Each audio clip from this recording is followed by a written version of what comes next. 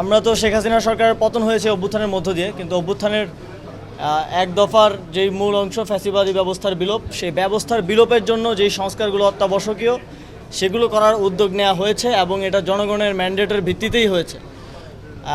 জনগণ তো নির্বাচনের জন্য কিংবা ক্ষমতার পালাবদলের জন্য অভ্যুত্থানে আসেনি। যদি আসতো সেটা 7ই জানুয়ারির নির্বাচনের আগেই আসতো বলে আমি মনে করি। তো এই অভ্যুত্থান হয়েছে স্পষ্টভাবেই ফ্যাসিবাদী ব্যবস্থার বিলোপের মধ্য দিয়ে জন্য।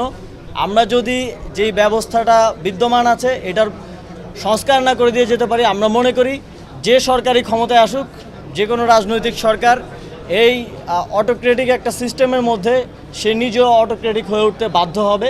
তো সে কারণে আমরা মনে করি এই সংস্কারটা অত্যাবশ্যকীয় এবং দেশের জনগণ যেভাবে দেশকে গড়তে চাইবে, দেশ পুনর্গঠনের সংস্কারের যেই প্রস্তাবনা মানুষের মধ্য থেকে উঠে আসবে সেটার বাস্তবায়ন করাটাই আমাদের দায়িত্ব হবে। এবং রাজনৈতিক দলের ব্যাপারে যেই রিউমার বা কথাবার্তা শোনা যাচ্ছে বা অনেকেই শুনতে চাচ্ছে আমাদের থেকেও, এটা আমরা এর আগেও স্পষ্টভাবে বলেছি, এখনই রাজনৈতিক দল খোলার কোনো অভিপ্রায় আমাদের নেই এবং এই অন্তর্বর্তীকালীন সরকারে যারা আছেন কারোই ক্ষমতার অভিলাষ নেই।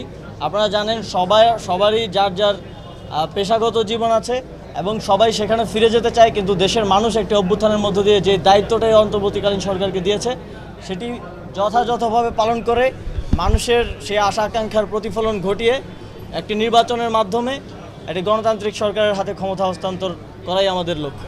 আমরা যেই কমিটি করে দিয়েছি, যেই পর্যবেক্ষণ সেল করা হয়েছে, সেখানে শ্রমিকরা অভিযোগ জানাচ্ছেন এবং তারা আস্থা রেখেছেন, সেজন্য তাদেরকে ধন্যবাদ জানাই।